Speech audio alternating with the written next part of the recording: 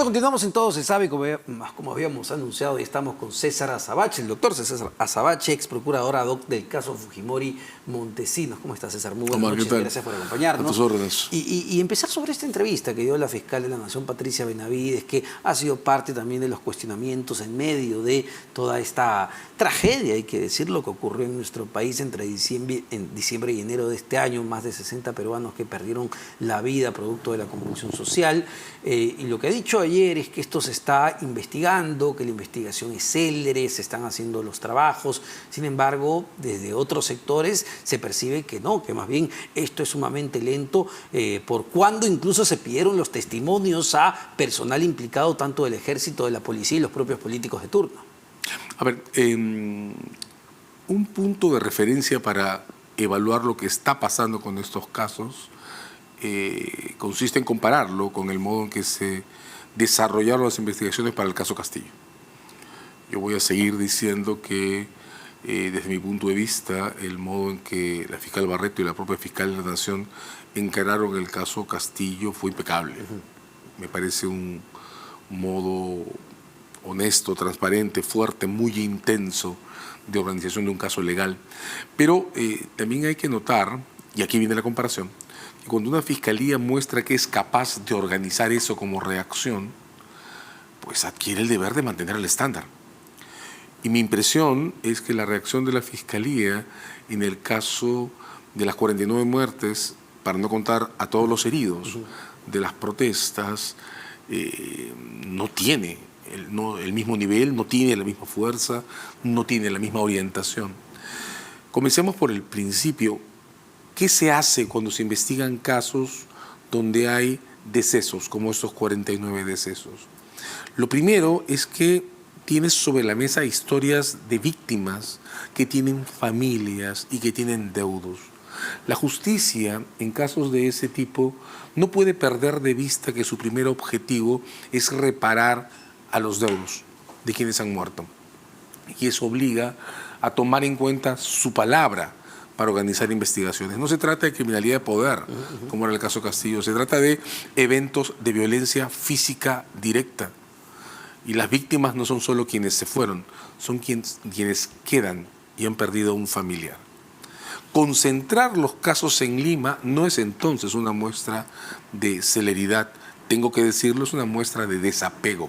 Porque, perdóname, César, esto empezó o se empezó a investigar desde las fiscalías de cada una de las regiones. Por supuesto. Puno, Ayacucho, por supuesto. Y ella decide centralizar la investigación. En Lima. Pero de nuevo, si uno coge un caso de criminalidad organizada o de ejercicio abusivo del poder, la transferencia de competencia pues es neutra. Es una decisión natural de la Fiscalía y responde a determinadas cuestiones, incluso tecnológicas, ¿no? Laboratorios y demás. Pero cuando se trata de violencia física directa, hay personas, Omar.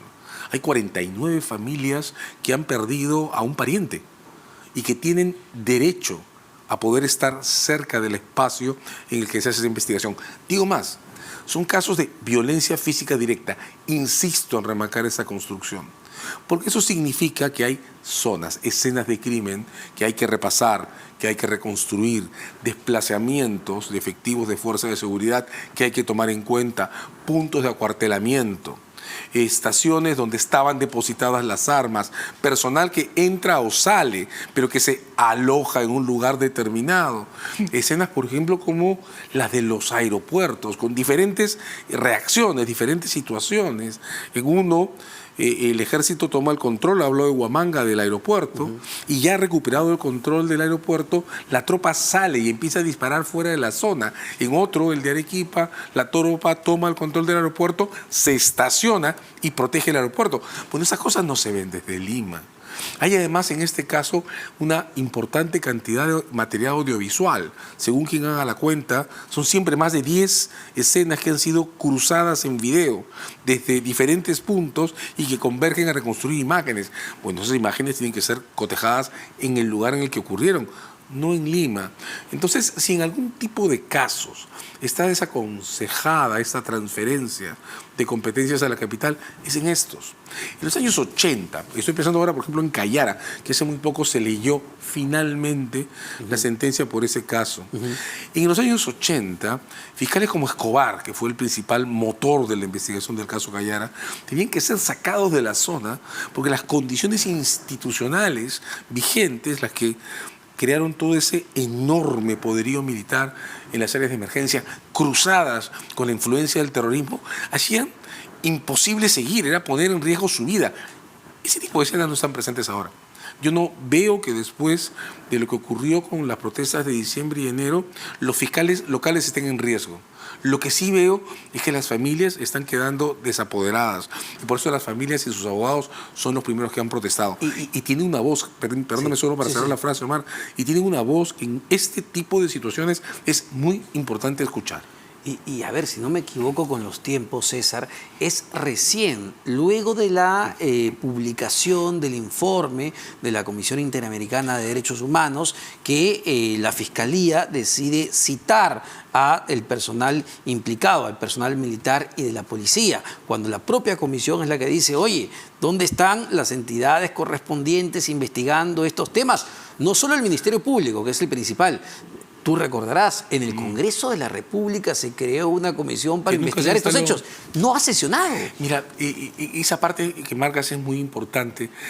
Probablemente recuerdas que cuando se produjeron las movilizaciones o las protestas azucareras en el norte, después de noviembre 20, después de la muerte de Inti y Brian, hubo una escena en el norte en la que un policía, dicen que estaba de franco y se tiró las movilizaciones, sacó un arma y apuntó en sentido vertical sobre quienes estaban marchando o protestando. Y fueron los propios agentes de policía los que lo intervinieron en flagrancia, lo redujeron y lo entregaron a las autoridades para procesarlo. Digo con esto que el problema que tú marcas tiene que ver con la enorme ausencia de señales proactivas que muestren resultados eficientes en los 49 casos, que además son diferentes según cómo se han desarrollado en cada área. Tengo ahora, por ejemplo, en mente el caso Santisteban en Lima, una persona asesinada con un disparo a corta distancia, menos de 15 metros, me parecen mostrar los videos, por un efectivo de la policía que portaba un lanzador de bombas lacrimógenas. Ese incidente, ese crimen, tuvo por lo menos dos vistas fuertes, un teléfono celular con algunas imprecisiones y una cámara que fue encontrada en un negocio comercial que registraba la escena en grado completo, donde se veían los dos momentos, el disparo y el deceso. Bien. ¿Qué tan difícil es establecer la identidad de ese agente de policía que iba acompañado de otro, ambos salidos del pelotón en el que estaban? No hay ningún resultado. Entonces, claro, cuando son 49 casos de este tipo, hay 49 historias que demostrar, 49 historias que reconstruir, 49 paquetes de testimonios que recoger, 49 parques de municiones que revisar. Concentrar eso es una locura. Pero además, no organizar un caso, que voy a insistirlo, tiene delante deudos, familias, personas, comunidades, grupos humanos, pensando en los que se quedan y generando señales claras que muestren que el objetivo es protegerles y repararles, es un enorme error institucional. Ahora, tú recordarás, esto ha sido reciente, en su declaración ante el Ministerio Público, el jefe del Comando Conjunto de las Fuerzas Armadas, el general Gómez de la Torre, declara que efectivamente, a diferencia de lo que decía al principio la presidenta Boluarte y el premier Otárola, él sí comunicó de los operativos que se iban desarrollando cuando iba a Palacio en las fechas justamente que estos hechos se produjeron. No es que la presidenta no supiera nada de lo que estaba ocurriendo. Mira, es que es muy difícil pensar que después de todo lo que ha significado para las fuerzas de seguridad la historia de los 80 y los primeros 90, lo que significaron los testimonios ante la Comisión de la Verdad, los juicios que han visto desarrollarse, que además siguen desarrollándose o durándose al presente, ¿no? Cayara, repito, acaba de tener sentencia hace solo unos días, no hayan producido por lo menos una actitud consciente sobre lo que significan ese tipo de operativos a nivel de responsabilidades. Dudo que un alto oficial, un general, tiene ahora entre 55 y 60 años aproximadamente en operación, un oficial que tiene entonces la memoria de lo que ha ocurrido y que no está necesariamente vinculado con el pasado. Es una segunda generación, si pensamos en gente como Clemente Noel o Valdivia, los generales de los 80, pueda entregarse en completa indiferencia a algo como lo que pasó en diciembre y enero. Y digo que es imposible porque además no es este, a diferencia de lo que fue el caso de Inti Brian, un evento desarrollado en el estallido de una protesta, sino que es uno que fue sostenido por 2 meses y que se ha movido en por lo menos 4 o más ciudades con resultados calamitosos. Entonces no encuentro manera de creer que esto haya sido un exceso. De otro lado, no es posible imaginar un exceso cuando uno contempla los primeros resultados de Andahuaylas. Alguien podría decir, bueno, son los días en que se está instalando el gobierno, no tiene control de la escena, pero de Andahuaylas se pasa a Arequipa, se pasa a Puno, se pasa a Lima, y el patrón de reacción, de desenvolvimiento, de esta suerte de explosión de violencia se mantiene. Nunca olvidar que también hubo violencia entre determinados sectores que o se infiltraron o concurrieron a las manifestaciones. Los incendios, el intento de destrozar, quemar oficinas públicas, comisarías, juzgados, fiscalías, destrozar la estación de bomberos del aeropuerto de Arequipa, son reales. Pero en ningún caso, primero, justifican 49 muertes. Y segundo, en ningún caso la policía ha encontrado una sola evidencia que vincule a las 49 personas que han muerto con esos actos criminales, vandálicos que también se registraron. En esas condiciones veo imposible ver un caso sin, por lo menos, aquiescencia del gobierno. De producirse, César, una investigación seria, profunda y célere, como dice la fiscal de la Nación, ¿podría esto llegar a la presidenta Boluarte, el primero Tarola? Yo creo que sin duda, por lo menos por omisión de evitamiento, ¿no? Es decir, por lo menos porque no evitaron que esto se mantenga, se repita y se sostenga en las 4 grandes movilizaciones que registraron las 49 muertes. Entonces, casi diría, claro, una investigación puede ser muy compleja si estamos buscando una orden expresa, directa, dirigida a matar. Pero en un caso de este tipo basta con la indiferencia, basta con la aquiescencia. Basta con tener el enorme poder institucional que representa ocupar la presidencia de la República y dejar que todo este derramamiento de sangre se mantenga, se multiplique. Y repito, Omar, no hay una sola evidencia que conecte a las 49 personas que han muerto con un solo acto vandálico. El vandalismo existió, pero quienes han muerto por azar. Sí, claro, hablamos de un jovencito de 15 años que salía del cementerio. Un estudiante de medicina que estaba tratando de rescatar a un herido.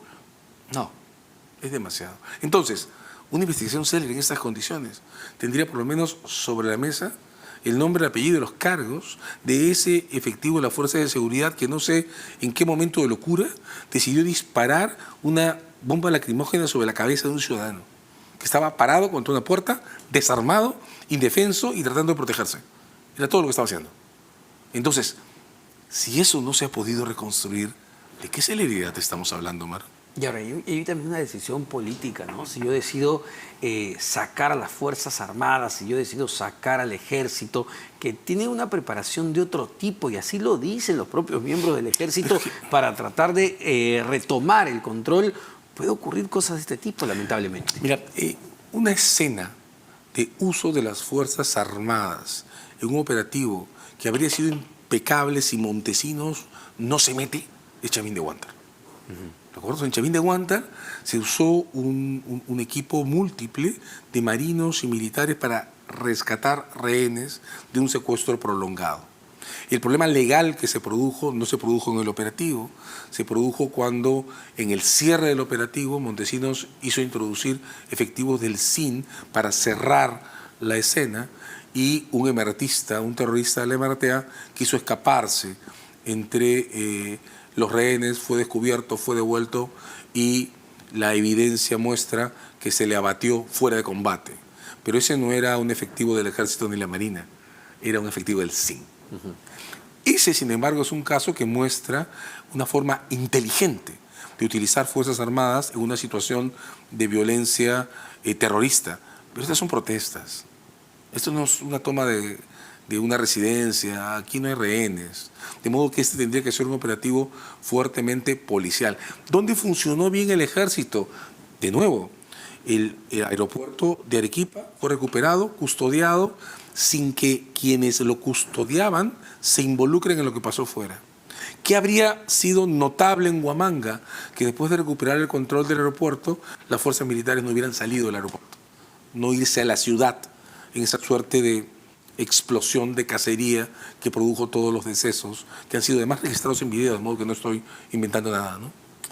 A ver, tremendo. No quiero olvidar tampoco, para cerrar este tema, la imagen, y hay que recordarlo, porque fueron jovencitos también, jóvenes militares, miembros del ejército. Estamos hablando de muchachos de 19, 20 años que murieron ahogados en Puno al tratar de cruzar el río, ¿no? Y uno dice, ¿cómo también se llega a esa situación? Claro, había violencia, les estaban lanzando piedras, porque también son víctimas de esto. Sí, esa es una escena que no puede pasar por alto. Te doy la razón absolutamente, como cuando recordamos Bagua, no podemos olvidar la curva del diablo, claro, ¿verdad? O sea, Bagua es la escena, o representa una escena que al mismo tiempo se violan derechos territoriales muy fuertemente y se genera una masacre que no tiene nombre contra efectivos policiales. Aquí, en esa escena del río, que no está suficientemente esclarecida, ocurre lo mismo. Y de nuevo, la investigación se cancela, no llega a ningún resultado si la traes a Lima. Porque ese evento, el evento del río, todavía incierto en su entorno completo, es un evento que solo se puede reconstruir en términos testimoniales. Esos jóvenes militares estaban cruzando un río de alta densidad de agua en el peor momento posible, con población a un lado y al otro. Son rescatados los que sobreviven por un sector de población, y algunos de los que sobreviven cuentan que del otro lado había violencia. ¿Cómo se investiga eso desde Lima, Omar? También eso es imposible. Entonces, cuando hablamos de víctimas, es cierto, no solo hay que mirar a las víctimas deudos civiles muertas en estas situaciones sin conexión con el vandalismo, también hay que mirar qué pasó con esas familias de los efectivos del ejército que murieron en ese río sin que el Estado esté haciendo ningún esfuerzo por establecer claramente qué pasó. Muchísimas gracias, César, por estas luces. César Azabache.